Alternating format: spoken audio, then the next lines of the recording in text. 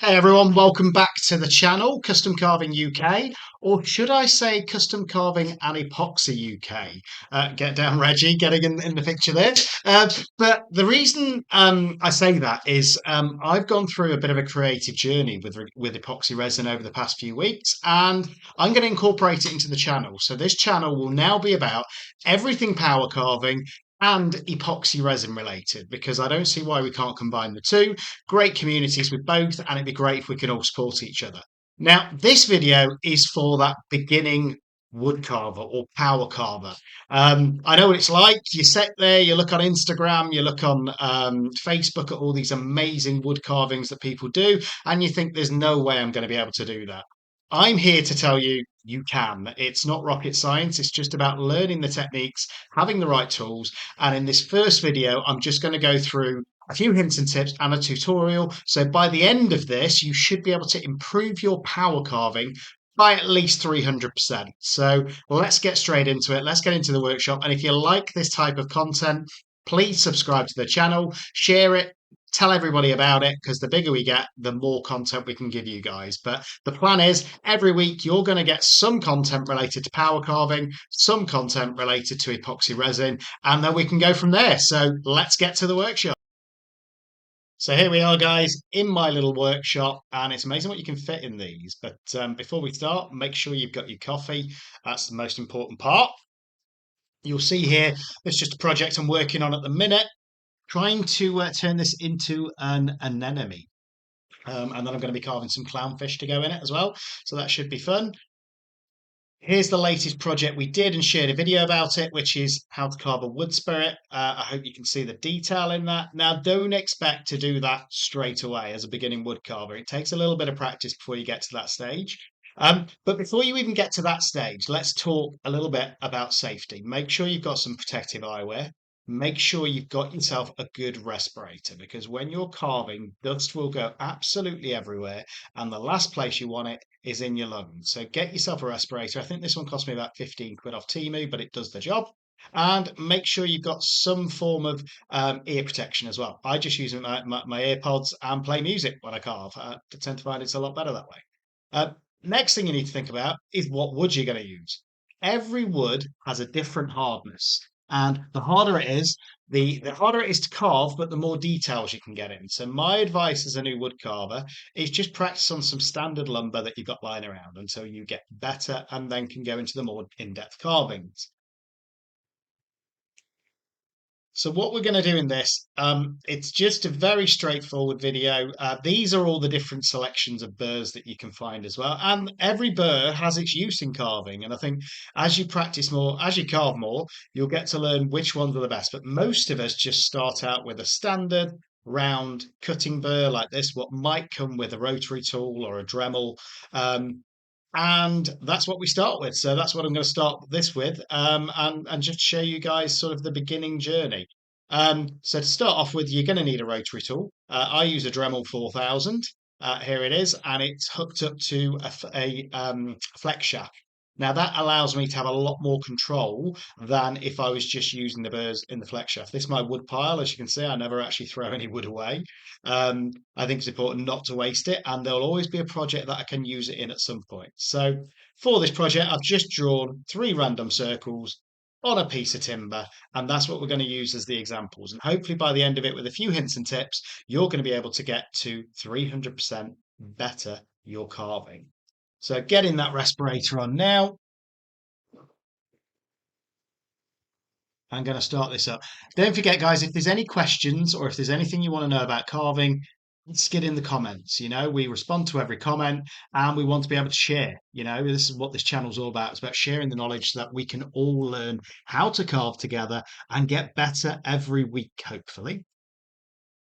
So always, this is also a quick change release I've got. I think it saves an awful lot of time when you're changing your burrs. Literally, you can pop one out and pop another one in. It saves getting that little spanner out and changing it every time. I'll put some links in the description. This is this was a sanding disc that I've sort of come up with, and I've seen that on a few videos now. It just really helps with the sanding. I've done a video on how to make those. So the burr into the flex shaft. Just changing the speed now to 25 to 30,000 RPM. That's what I normally use for carving. And let's get straight into it. So first one, I'm going to do exactly as all of you would. You simply draw a line on a piece of wood and you're going to go around it in a circle.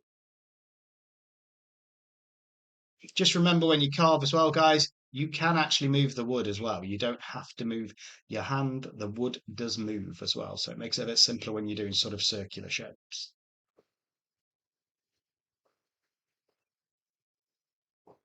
So I think this is what most of us do when we first start to carve. Draw an image and go round it essentially with a round cutting burr, which is the standard ones that typically come with most rotary tools. Here I am just moving the wood just to show you, you can move the wood around to make it a little bit easier, make it more comfortable for you when you're carving. I always try and support the wood as well with my little pinky. I don't know if you can see it there on the screen. But the more control you have over the wood whilst you're carving and whatever device you're using to carve, the better. And there we go. That's your circle pretty much made in the peter wood, as most of us do. Not very exciting. And I think this is where a lot of people get put off because they think that this is the limit of how much they can carve. Because I would class this as more engraving than carving. And actually, strangely, that's where I started carving. I used to carve acrylic and make those cool LED lights. But yeah, most of us, we get to this point and we think we're done. And there you go. That is a circle. I'm going to just bring it up to the camera, but that is number one. That's what most of us think wood carving is when we start. Now, it looks okay, but I think we can do a lot better. If you look at the wood spirit, there's definitely not the same levels of details. So, first thing I'm going to want to do is feather away. And I'll talk you through it as we do it. But we're going to have to change this burr because there's only so much you can do with a cutting circular burr like this. But I'm going to just draw the circle in the same as the first one, so it shows the same process. Now, you could just do it with one of these circular burrs, but the carving will take you an awful lot longer because these burrs only take out so much material at a time. I do still use them in every carving that I typically work on, just to put my lines in so I know where I'm going to be carving. And it helps guide me through that carving. But you could essentially just do a full carving with one of these. It will just take you 3 or 4 times as long. So there we go, just putting the circle in. So this one will look exactly the same as the first until we change the burr and I show you the feathering away technique.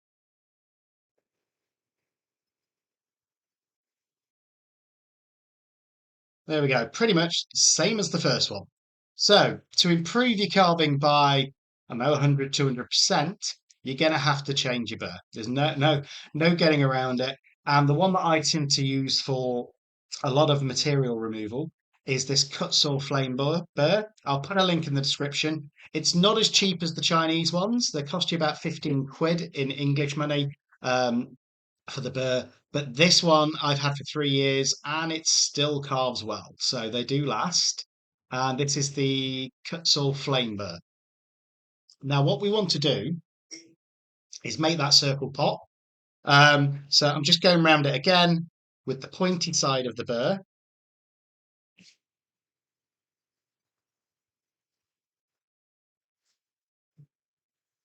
And then I'm going to show you the feathering out technique, which really carving isn't actually about carving, strangely enough. It's about removing wood to make the wood that you leave stand out. And once you get your head around that, you'll get a lot better. So there you go. I've just gone around the circle again with this burr to make sure everything's roughly the same depth. Now I'm going to start to feather away that material on the on the outskirts of the cuts that we've made.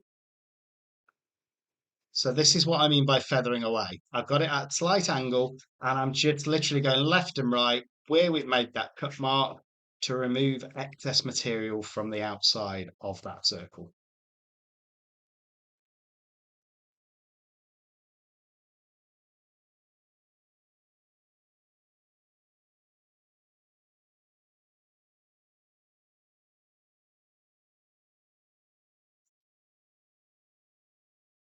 There we go, almost there. And this has taken me probably, what, about an extra 30 seconds compared to the first one. And already, hopefully you'll be starting to see on camera, I will give you a close up in a minute, but already it's really making that circle pop out. And that's what carving's about. It's about making that wood that you want to stand out from the rest of it.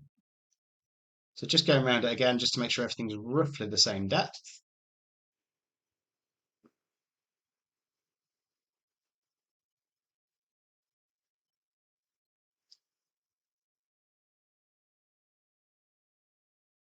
If you guys like this sort of content as well, do me a favor, like the channel, subscribe. It helps so much, and it will help us grow, and it helps me create a lot more content like this for you guys as well. So this is the second circle. And all we've done differently is we've removed that excess material away from that edge. And hopefully you'll agree, it really makes it pop. It makes it stand out. So compared to the first one, I'd probably say you're already 150 to 200% better off if you just do this with your carving. Now, this is all probably more relief carving, but we will do future videos as well on the full 3D carving as well to give you an idea. My advice is to start with relief like this, put a design on a piece of wood and figure out how to make the shapes that you want and get it looking the way you want. Then move on to the full 3D sculpting, I suppose, of the wood. So for the third one, going in again, same burr, that circular cutting one, just to cut the initial circle in. I'm going to speed it up this time just so we've not got an excessively long video.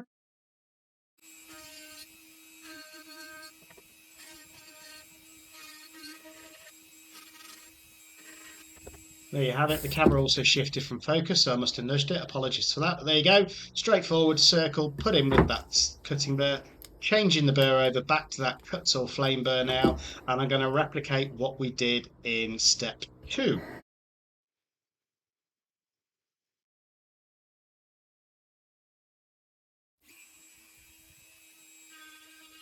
So there we have it. Cut saw burrs on. Sorry about the focus on this, guys. The camera's acting up. I think I nudged it when I actually sat down at the carving table, so apologies about that, but you will get close-ups.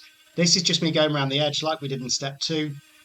Sped up 5 times so it doesn't obviously make this video like half an hour long.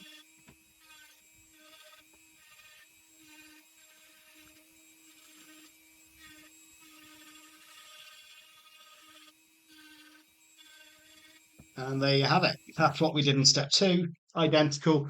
Now what we're going to do is feather away those cut lines from the inside, so of the actual shape that we did, and that will really add to the piece, as you'll see. Again, going to speed this up and give you a close-up just because the camera angle isn't the best on the focus.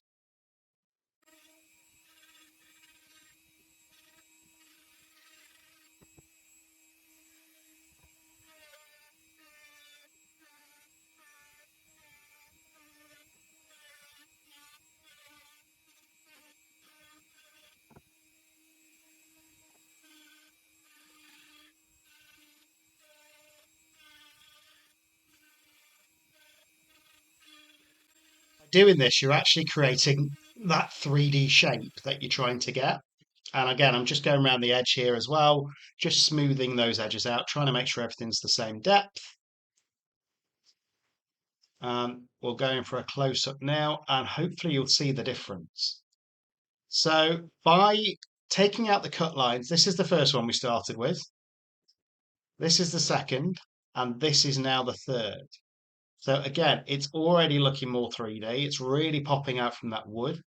But the next step, if you want to make it look even better, is going to be the sanding. Unfortunately, the sanding is what makes the real difference, and it can either make or break your carving. So I'm just going to put one of these flap sanding discs on that I made. Dead straightforward. I've done a video on that as well. I'll link it in the description. But these are just a lot easier. You can do it by hand, but I find these a lot quicker.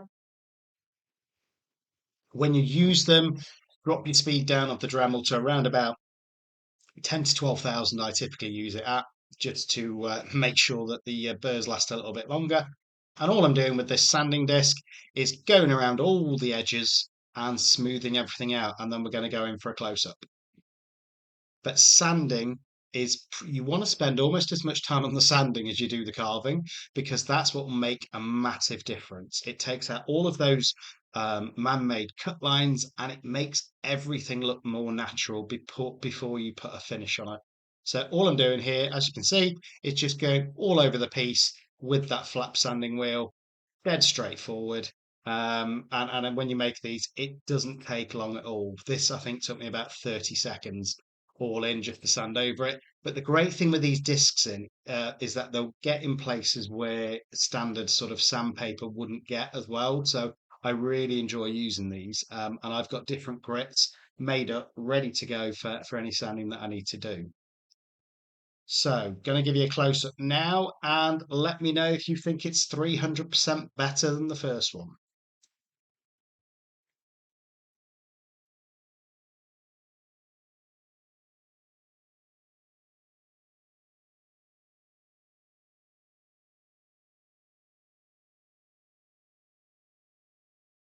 Again, apologies for the camera angle. I will fix it for the next video, but here we go.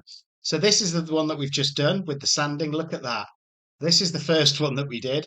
This is the second, and this is the third. So hopefully you'll find that just by incorporating those, you're going to improve your wood carving no end. And as you can see, it's so smooth, it looks a lot better. And this is just standard timber.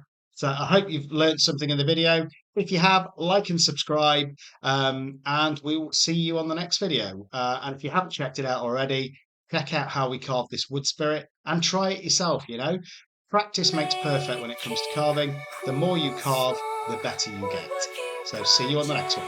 So neat, sharing every step